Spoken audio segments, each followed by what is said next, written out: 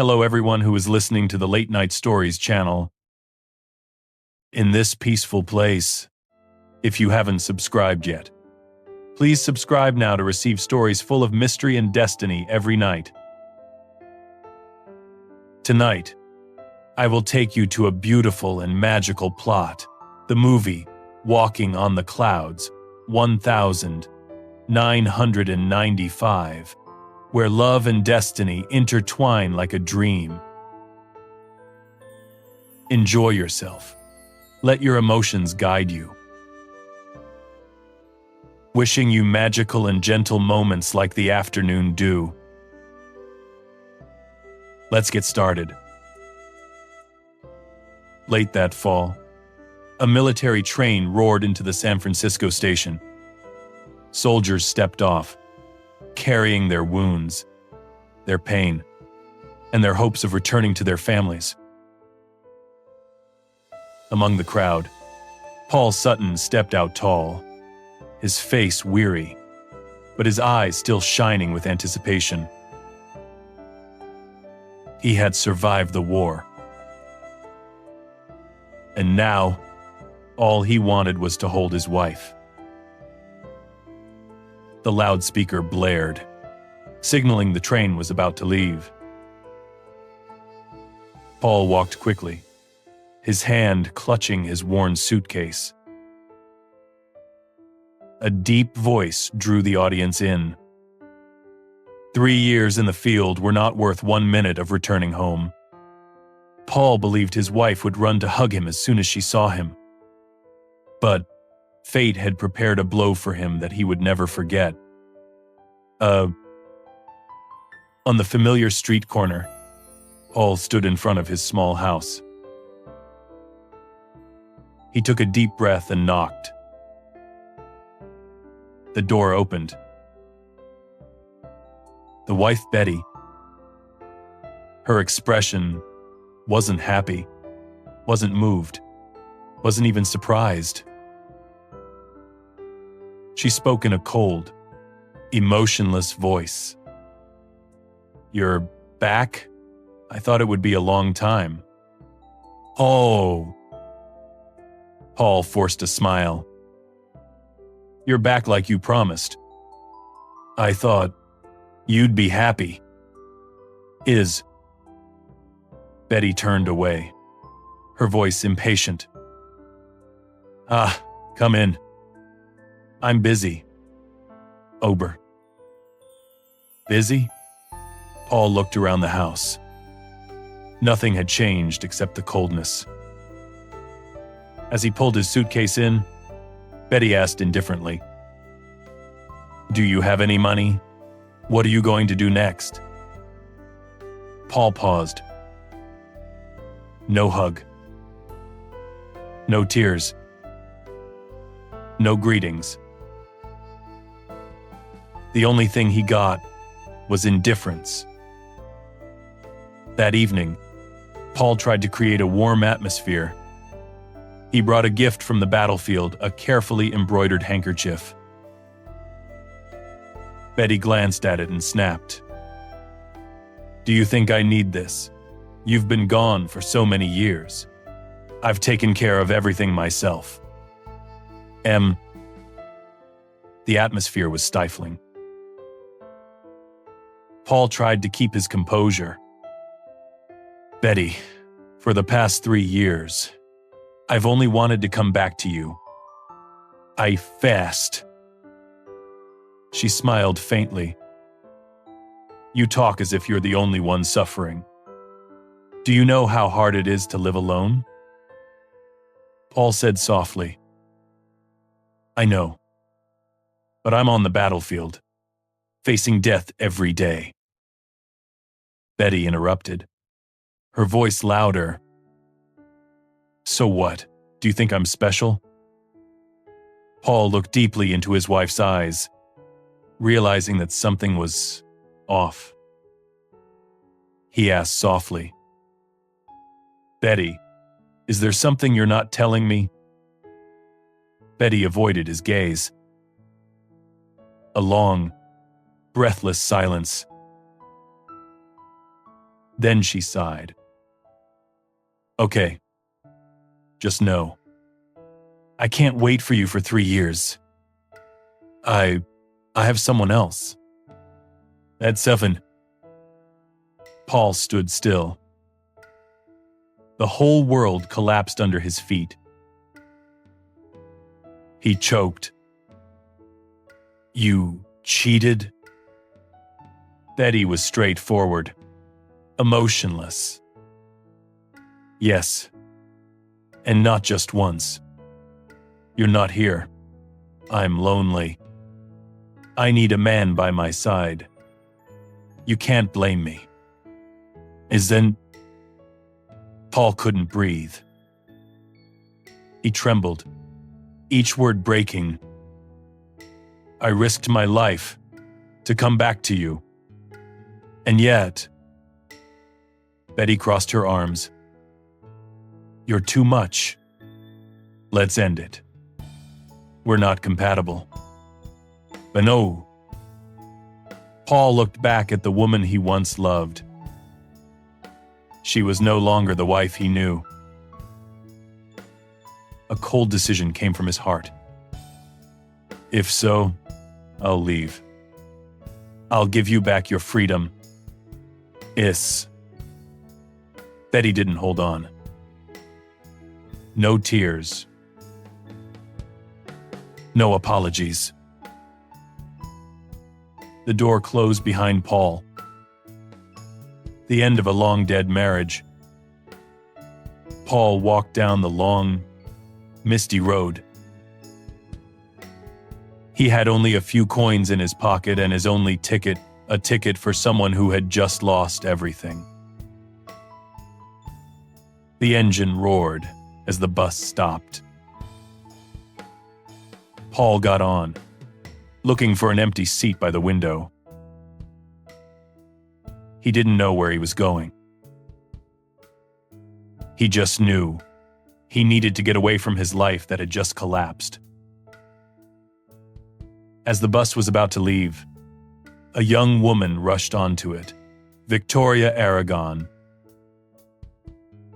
She stepped forward, almost falling, and Paul quickly caught her. Her breathing was rapid, her face pale. Paul asked, "Are you okay?" Victoria tried to smile. "I'm a little carsick." And the bus shook violently. Victoria held her stomach, trembling slightly. Paul's eyes immediately recognized something was wrong. He handed her a towel. "Wipe your face. You don't look well." In one. She was surprised by the rare kindness. Her eyes softened. "Thank you. People are rarely that kind." Even. Paul replied softly.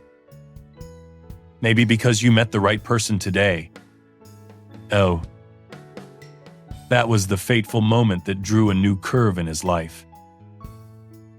The long journey made Victoria increasingly uncomfortable. When they reached the stop, the car door opened. Victoria hurriedly jumped out and collapsed onto the bench. Paul walked instinctively. He sat next to her. "Do you need any help?" Victoria lowered her head. Her voice choked. I don't know what to do. I'm pregnant. And that man abandoned me." Oh. Paul was stunned. The fragile, gentle girl in front of him was fighting the world alone. Victoria continued. "My family is very traditional. If my father knew, I would probably be disowned. I don't dare go home. It's..." Paul looked at her silently. The strange girl was as vague as a lost cloud. Then he said, very slowly, very firmly, "If you want, I can help. I will tell them that I am your husband." Victoria was startled. "Why did you do that?" Paul replied, his voice low and clear. "Because I know what it feels like to be abandoned. And I don't want you to suffer it alone." Oh. A tear fell onto Victoria's hand. The fate had officially begun. The bus pulled away from the stop, leaving the two of them standing at the fateful crossroads. Victoria wiped away her tears, looking at Paul as if she couldn't believe that a stranger could reach out to save her. She took a deep breath. "Are you sure? My father is very strict. If he finds out, we'll both be in trouble." 8. Paul looked straight into her eyes, his gaze strangely determined. "You don't have to face this alone anymore. Let's go. I'll go with you. As one." The wind blew gently, carrying the scent of earth and ripe grapes from somewhere far away. The two of them began walking on the road leading to Napa Valley, where Aragon Farm stood like an ancient fortress amidst the vast vineyards. The Aragon Farm appeared majestic. The rows of grapevines bent into straight rows. The large house made of baked bricks, with a red-tiled roof. The air was filled with the scent of wine and long-standing tradition. Victoria stood in front of the gate, her legs trembling slightly. "This is my home. The place I fear the most right now. As in..." Paul put his hand on her shoulder, a gentle touch, but enough for her to feel that someone was standing next to her. "You are not alone." "Oh." The gate opened. An elderly man, with a silver beard and a face as serious as a stone, stepped out. Mr. Alberto Aragon, Victoria's father. His eyes were sharp as knives, scanning from his daughter to the strange man standing beside him. His voice was low and hard. "You're back, and who is this?" Victoria was confused. Paul stepped forward. "I am Paul Sutton. I am Victoria's husband. I am..." The atmosphere froze immediately. Victoria's mother, Maria Aragon, ran out of the house. In contrast to her husband, she hugged her daughter, tears welling up in her eyes. "This girl, why didn't you tell me?" Alberto remained still, looking at Paul as if he wanted to see into his soul. The whole family sat around the large wooden table. Only the sound of knives and spoons lightly hitting the dishes could be heard. No one said anything. The silence was so heavy that one could hear one's heart beating.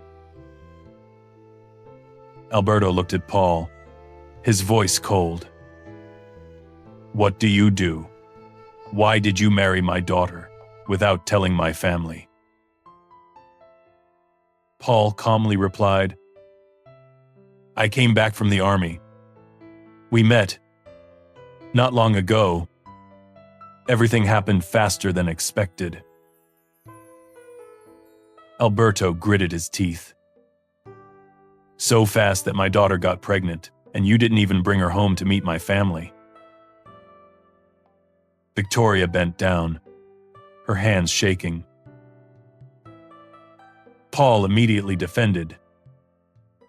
"It's my fault. I wanted to wait until things were stable before coming to see you." He slammed his hand on the table. Getting married is no joke. Aragon doesn't accept irresponsible men. The atmosphere was heated.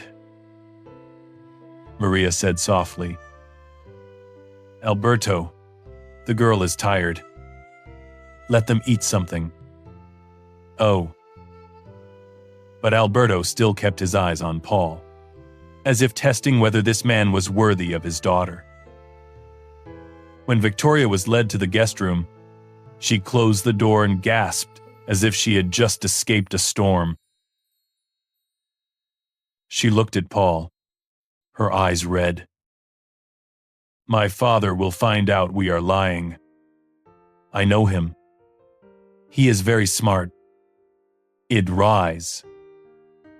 Paul stepped closer. "Then we will make him believe. I am here for you, and I will not take back my promise. Thanks for watching." Victoria choked. "You do not owe me anything." Paul shook his head. "Not because of debt. Because I know what it feels like to stand alone in front of a family that will judge you." "One." Their eyes met, deep and full of uncertainty. From this moment, the bond between them was tighter than ever. That evening, the whole farm gathered for a traditional meal. Flickering candles, sparkling red wine. The atmosphere was family but cold as metal. Alberto kept scrutinizing Paul. "Do you know how to grow grapes? What do you know about my family tradition?" Paul answered honestly, "I never learned, but I am willing to do it." "Is what?" Alberto sarcastically. "One does not learn to be an Aragonese. One must be born to be an Aragonese." "Thank for watching." Victoria snapped, the rare time she dared to contradict her father. "Father, Paul is trying." "And?" Alberto said coldly, "I just want to know if he is worth your life." "He must." Paul clenched his fists under the table. He wanted to tell the truth, but that would ruin Victoria's life. He could only endure it in silence. In the dark wooden room, the sound of crickets was heard outside. Paul sat by the window, the moonlight shining on his thoughtful face. Victoria walked over, her voice low. "Do you regret coming here?" Paul looked out, her voice low. "No, I don't regret it, but I'm afraid it will make things harder for you." Doubly. Victoria shook her head. "You were the first person to stand by me." And a brief moment, but enough to make the listener's heart clench. The first morning at the Aragon farm opened, with golden sunlight spreading over the rows of vine-laden vines. Paul woke up early, but not because he was used to military hours, but because he knew today would be the day Alberto Aragon would test him to the limit. Victoria was not sleeping well either. She looked at Paul standing in front of the window, the light shining on his face, making him look both strong and thoughtful. She asked softly, "Are you worried about something?" Paul did not turn around, his voice low. "I am worried that your father will see the truth." "Oh." Victoria clasped her hands. "If that happens, then we are both done." "Oh." Paul turned back, his eyes strong. "No. If that happens, I will take all the blame." You do not have to bear anything. Eh. She looked at him for a long time. Her eyes softened, for the first time carrying a shadow of trust and something deeper. Paul stepped out into the yard. There stood Alberto, standing majestically, holding a vine in his hand. He said, his voice cold as steel, "In my house, men have to work, and I want to see if you can stand." Paul replied, "I am ready." Alberto pointed to the garden. "Today you will cut leaves, prune branches, check for worms. Make one mistake. You are out of here. Ask her way." Maria worried. "Alberto, she is not used to." He shouted softly, "A man who wants to protect my daughter must be stronger than this job." Paul nodded, not backing down. Paul threw himself into work. He had never done farm work before, so his hands were cut by grape leaves. His shoulders were sore. His clothes were covered with dirt and dew. Sweat was running down in streams. But he did not stop. Alberto stood at a distance, looking at him with a cold and probing gaze. An old worker, Mr. Pedro, came over and whispered, "If you do this, you will vomit blood." Paul wiped his sweat. "I was locked in a trench for 3 days. This little work won't bring me down." Pedro laughed. "You're crazy, but I like it." Victoria watched Paul work from afar.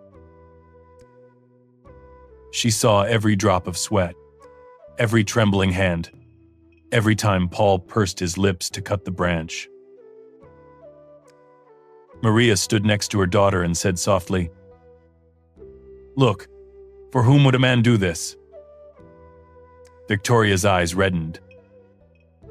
"You don't deserve him to suffer all of it." Maria put her hand on her shoulder. "Maybe it's because you deserve it that he stayed." During lunch, Alberto sat at the head of the table. Paul sat opposite as if under an interrogation light. He asked, "Why do you want to marry my daughter?" Paul answered without hesitation, "Because she is someone worthy of love, and I want to be the one standing by her side." Alberto gritted his teeth. "Words are easy. Actions are important." I guessed. Paul looked straight into his eyes. "I am taking action. I do everything for Victoria. Alberto slammed his wine glass down on the table. "For my daughter? Or because you are hiding something?" The atmosphere froze. Victoria quickly interrupted. "Father, why are you making things difficult?" Alberto coldly said, "I just want to know if this man is honest. There is no place for liars in this house. It's Somer." Paul clenched his hands into fists, but remained calm. "I'm not perfect, but I keep my word." "Oh." Alberto looked at him for a moment, then fell silent. But his eyes said it clearly. He didn't trust Paul. Not at all. Late afternoon. The golden sunlight shone on the vineyard, creating a warm, picturesque color. Victoria brought water to Paul. He was leaning against the wooden barrel, breathing heavily, but still trying to smile. Thank you. I think I'm really going to die today. Victoria let out a soft laugh, a rare, clear laugh. You don't have to try too hard. Paul looked at her, his eyes deep and sincere. I did it because I wanted your father to believe. I did it because I wanted to protect you. Okay. Victoria trembled slightly. You don't know how grateful I am to you. At that moment, the distance between them was only a few centimeters. The wind blew gently. Victoria's hair flew up, touching Paul's cheek. He said, his voice low, "If there's anything that scares you, tell me. I'm here." Asked. Her eyes sparkled. You're unlike anyone I've ever met. Dard. Paul tried to hold back his emotions. And you deserve to be loved properly. Ike has. The two looked at each other for a long time. No kiss. No touching lips. But the emotional echo was stronger than a kiss. Night fell. In the study, Alberto sat alone, looking at the old family photo. He said to himself, "That man is not like the kids today. But why do I still feel something is wrong?" Pedro walked in, put his hand on his shoulder. "Boss, he has a good heart. I see it." "Oh." Alberto sighed, his voice low. "A good heart is not enough to hide a secret. I will find out." Yes. The candlelight reflected in Alberto's eyes of suspicion, vigilance, and readiness to confront. The storm was approaching. That night, the sky was so dark that it seemed to swallow the entire valley. The grapevines swayed in the strong wind, signaling an approaching storm. Paul stood next to Victoria in the Aragon courtyard, his face full of tension. He knew something was wrong. The family watched him too closely, too scrutinizing. Especially Don Alberto, the most traditional, strictest, and most family-loving old man. He stepped out onto the porch, his voice cold as steel. "Paul, I want to talk to you." Tasco. Without waiting for Paul to speak, he turned to Victoria. "And you, tonight? Absolutely. Do not go anywhere." Eve. Victoria stiffened. Paul looked at her, his eyes saying, "Don't worry." But Paul himself did not know what terrible things were waiting. In the small room, Don Alberto placed a glass of dark red wine in front of Paul.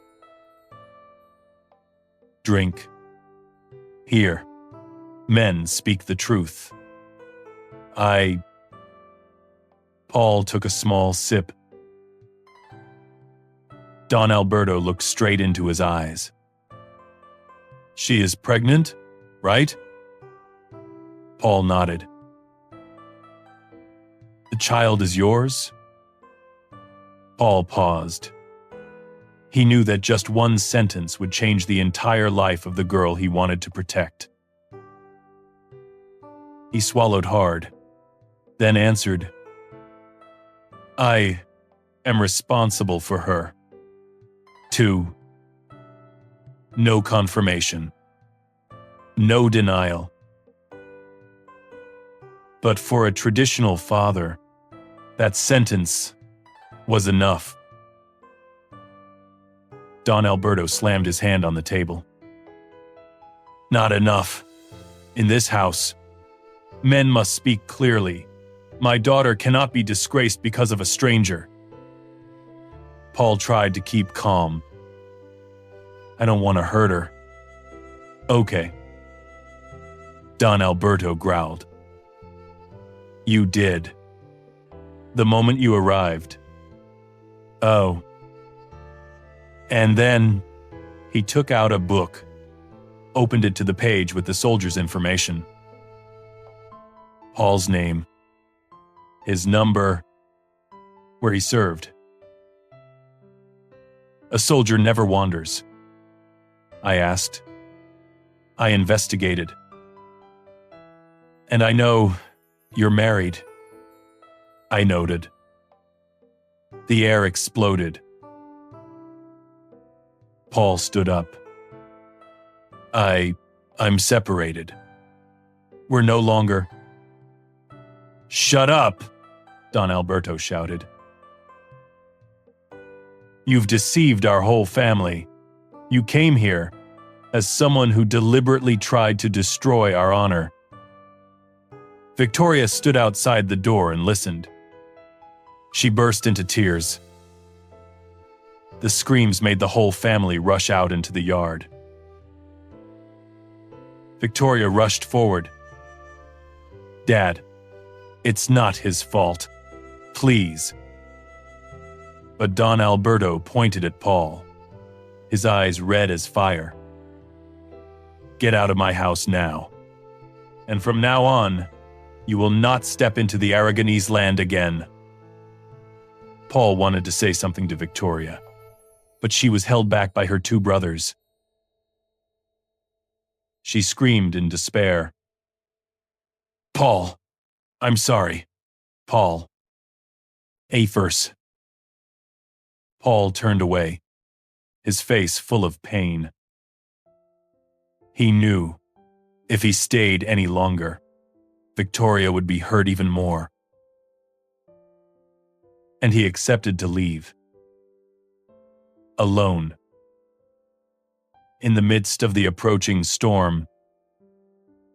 As Paul stepped out of the gate, the rain poured down in fury. Thunder boomed.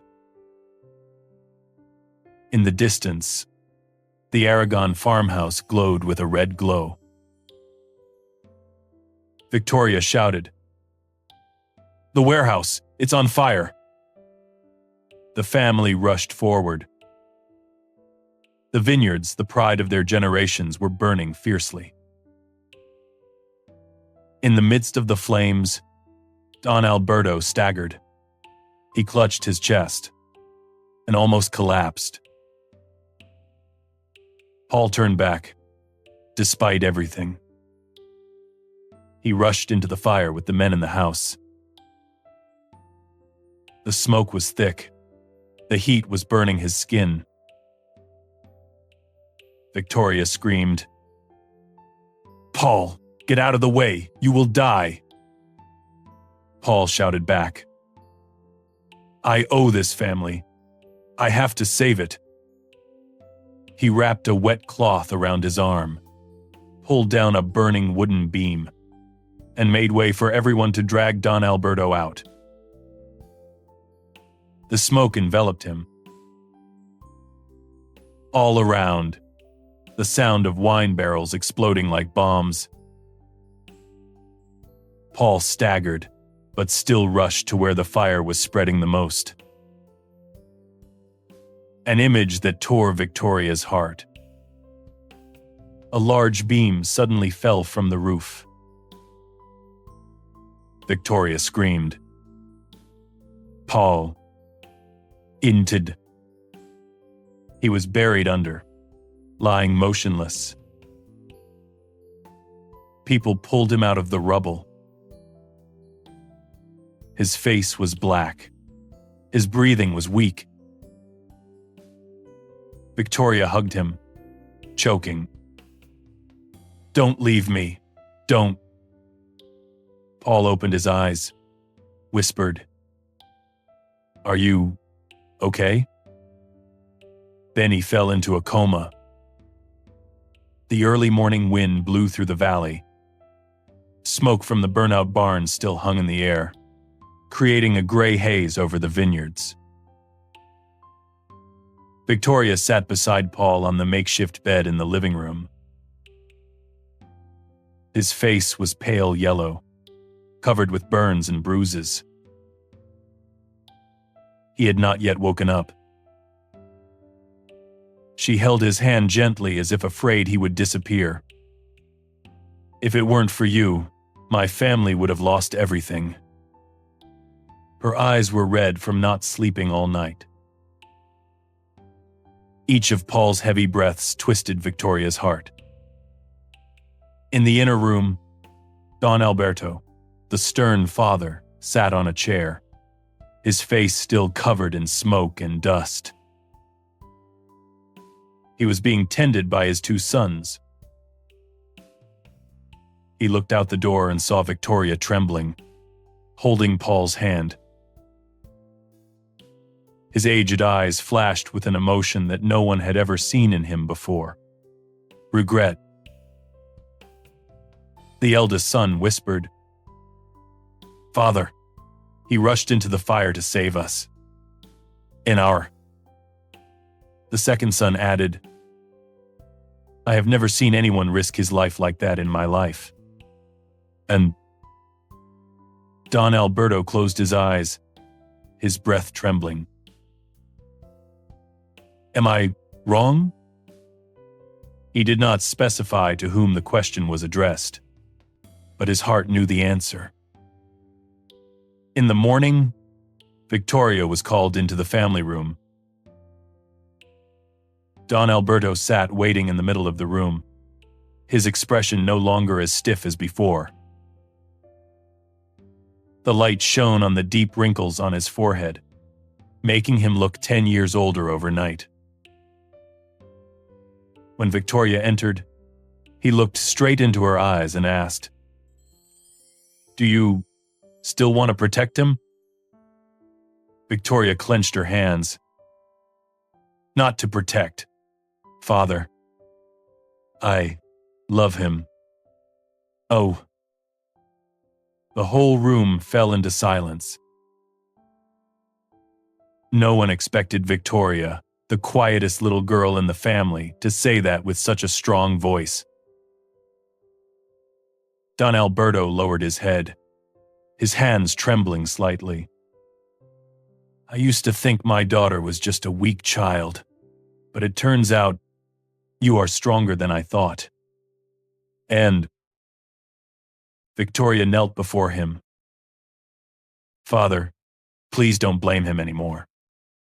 He just wanted to help me. He has never done anything bad to our family." "Izid." Don Alberto looked straight at his daughter. In his eyes, for the first time, there was understanding. After hours of unconsciousness, Paul stirred slightly. Victoria jumped up. "Paul, you're awake." He whispered softly, "Are you okay?" Victoria burst into tears. "I should be the one asking that." She grabbed his hand. "You're so stupid. Why did you have to rush into the fire like that?" Paul replied wearily. "Because I owe your family. I don't want them to lose everything just because of my presence." "Yes?" Victoria shook her head. "It's not your fault. It's never your fault. I am..." She choked.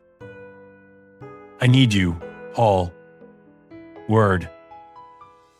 Paul looked at her deeply. In that moment, he understood that his life from now on was no longer empty. Around noon, Don Alberto entered Paul's room. The whole family stood behind him, the atmosphere heavy as before a storm, but more like waiting. Paul tried to sit up. If you come to chase me away again, I understand. Don Alberto raised his hand, signaling him to stop talking. He walked closer, slowly, then said in a low voice that broke into pieces, You saved my family. You saved my father's life's work. He paused for a moment. I have misjudged you. Paul bowed his head, saying nothing. Don Alberto looked at Victoria, who was standing next to Paul, then turned back.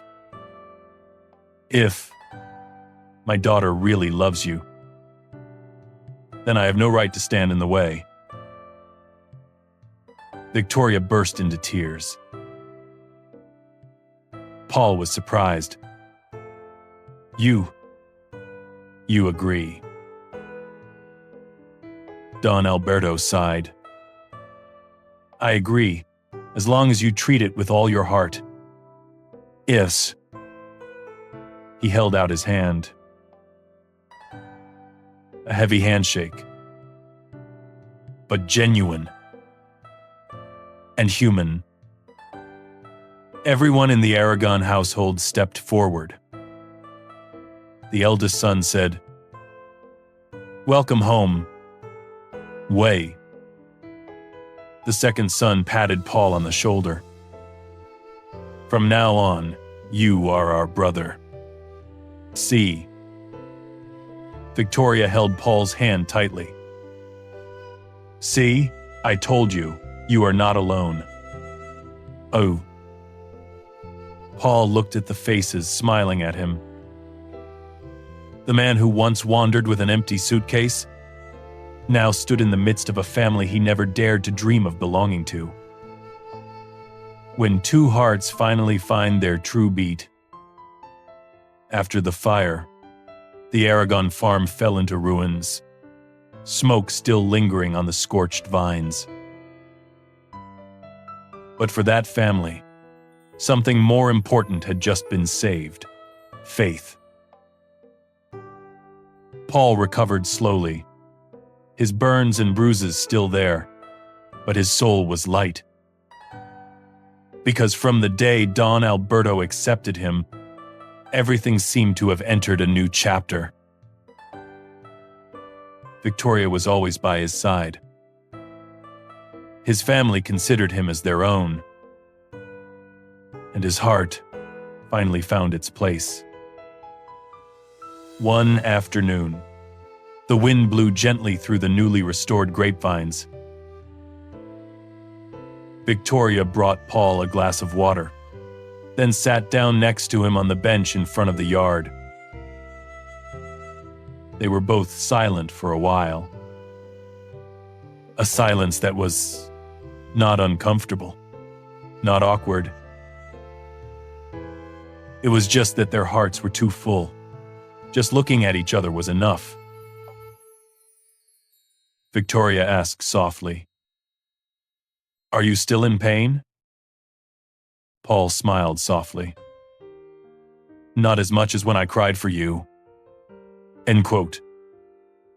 She blushed and lightly hit his shoulder. "I was really worried about you." Paul looked at her, his eyes gentle. "I have never seen anyone with a heart as beautiful as yours." A breeze blew. Victoria's hair fluttered against Paul's shoulder. They looked at each other a little longer than usual. Then even longer. In that moment, the whole world seemed to be reduced to just the two of them. The next morning, as the rosy dawn broke over the vineyard, Paul decided to do what he had been avoiding, apologizing to Victoria for the fact that he had been married. He stood in front of her door and knocked gently. "Victoria, could you come out for a moment?" She stepped out, her eyes gentle but curious. Paul took a deep breath. "I want to talk to you about something important. About my old marriage." "Eid." Victoria looked at him intently, not angry, not afraid, just listening. Paul recounted everything. The broken marriage, the betrayal he witnessed, the empty months that made him lose faith in love. His voice trailed off at this point. "I thought love was just something that hurt. But then I met you. Victoria took his hand. "Everyone has a past. I don't want you to apologize. I just want, from now on, you to let the past rest." "Ow." Paul looked at her, his eyes filled with tears. "You're not angry?" She smiled. "I'm just sad, because you have to suffer so much alone." Oh. That was the moment he knew. His heart belonged completely to her. The afternoon breeze blew gently between the newly planted rows of grapes. Paul and Victoria walked along the dirt path leading into the garden, neither of them saying anything, just walking slowly, so slowly that you could hear their heartbeats. Victoria stopped. "Paul?" He turned around. She looked at him, her eyes sparkling. "Can you keep me by your side?" Paul choked. "No one can take me away from you again." They moved closer to each other. And in the space filled with the scent of ripe grapes, Paul placed a kiss on Victoria's lips, full of respect, gentle but deep like the way he loved her. It was not the kiss of two people who had just met. It was the kiss of two hearts, finally comforted after so many years of being lost. That evening, the whole family sat down to eat together at the table after many stressful days. Don Alberto looked at Paul and then at Victoria. He said nothing, but his eyes spoke for themselves. "Accept, respect, and entrust your daughter." The mother smiled. "Paul, would you like something else to eat?" Paul fumbled. Yes, okay." Everyone, the whole family burst into laughter. A warm laugh, wiping away all previous wounds. Late at night, Paul and Don Alberto stood outside, looking up at the rows of grapes being rebuilt. Don Alberto spoke slowly. "This farm has never let strangers into our lives. But you are no longer a stranger, too." Paul was silent, listening. Don Alberto continued. "If you want, you can stay. Work with us. Not because of the debt, but because of the family." Paul looked at him, choking with emotion. "I would love to." would love to stay here. Their word. And that was the first time Don Alberto smiled. A rare smile, but a genuine one. When love overcomes all challenges, destiny will make its way. A few days after the farm was rebuilt, life here returned to its old rhythm. Paul worked with the Aragon family like a true member, helping to rebuild the grape trellis, carrying the wooden crates, tending each young vine. Everyone said he was born to belong here. But only one person looked at Paul with a special gaze. Victoria. She watched him every time he smiled, every time he wiped his sweat, every time he bent down to tie the vines. And Paul, though he tried to act calm, every time she passed by, he unconsciously watched. One peaceful afternoon, Don Alberto called Paul out to the garden. He held a bunch of ripe grapes in his hand. "Paul, do you know why our family is so close?" Paul thought for a moment and then replied, "Because everyone always puts each other first." Don Alberto nodded slightly. "Yes. And if you want to be the man beside Victoria, you have to love her that way." Paul stood up straight. "I will give her my whole life. In my day." Don Alberto looked at him for a long time, then smiled, a rare, gentle smile. "Then I have nothing to worry about." 2. That was not a test. That was a father's message to his daughter. That night, the moonlight spread a shimmering silver color over the vineyard. Victoria sat on the wooden fence, her legs swinging, her hair blowing lightly in the wind. Paul walked over to her. "You haven't slept yet?" "No. I'm waiting for you," Victoria replied softly. Paul paused slightly. "Waiting for you?" She nodded. "Want to hear you tell me what you will do if you stay here." Paul looked up at the sky, then at her. "I want to live a peaceful life, work in the vineyard, eat with everyone, and..." Victoria tilted her head. And be with the girl I love." Victoria's heart was beating so fast that she had to put her hand on her chest. But she still asked softly, "That person, who is it?" Paul looked straight at her. "It's you." "Oh." At that moment, the whole world seemed to stop. Victoria stepped down from the fence and approached Paul. "I was afraid of this. Afraid that we were just two people lost and found each other at the right time. If you..."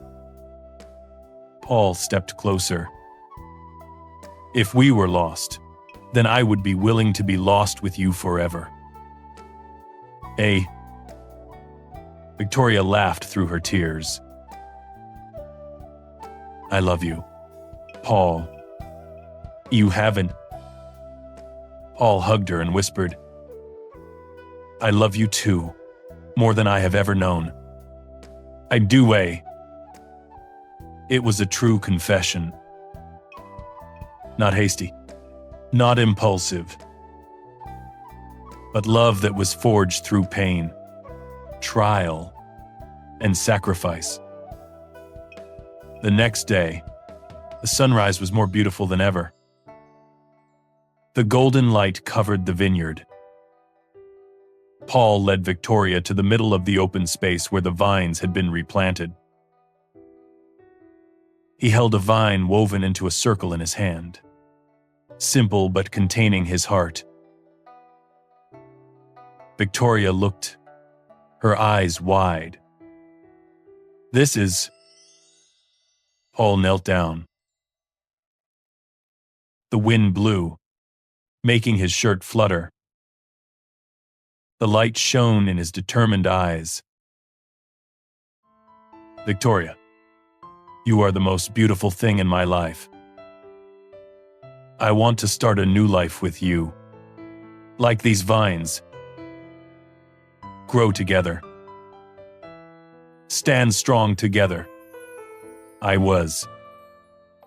She raised her hand to her lips, choked with emotion. Paul looked up. "Do you agree to let me love you, take care of you, to be your husband?" Victoria burst into tears, nodding repeatedly. "Yes, yes, I agree." Paul stood up, hugged her, and spun her around in the golden sunlight. The Aragon family from afar clapped their hands and cheered with joy. Don Alberto looked at the two young people and smiled slightly. Finally, everything is in place. Yeah. A few months later, the harvest season began. The first bunches of grapes of the new year hung silently, beautiful and full, like the promise of life. Paul and Victoria stood in the middle of the vineyard, hand in hand. Paul said, "I used to think I had no future." Victoria leaned on his shoulder. "Now I have a family and a heart to return to." And he kissed her forehead. "And I will never go anywhere again. Okay?" They looked at each other, then turned to the vineyard, where the new bunches of grapes glistened in the sun. A new season. A new beginning. A love as steadfast as the roots of the grapevines that grew deep into the earth. Ending with the image of the two holding hands and walking through the sunny vineyard, starting a new life together. Yes, guys, the story ends well. Looking back at the whole journey that the character has gone through, from the broken marriage, the pain of betrayal, to the moment of wandering alone to find a new meaning of life, we realize that people sometimes only truly mature when they are thrown into the darkest moments of their lives. Someone said, "Loving someone is not about holding them tight for a long time, but sometimes it is daring to let go, so that you and they can live true to your heart." And Paul went through despair, loneliness, loss. But it was that pain that led him to a new love, a new home, and a family that appreciates him. This story is not just about love. It is also forgiveness, courage, and hope. Because even when the entire vineyard burned down, they still found a single surviving vine branch, a symbol of faith. That no matter how cruel life is, there is always a seed of life quietly growing.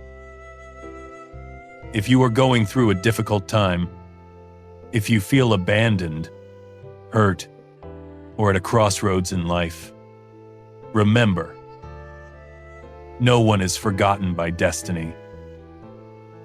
It is just destiny waiting for you to take one more step to find something more worthy.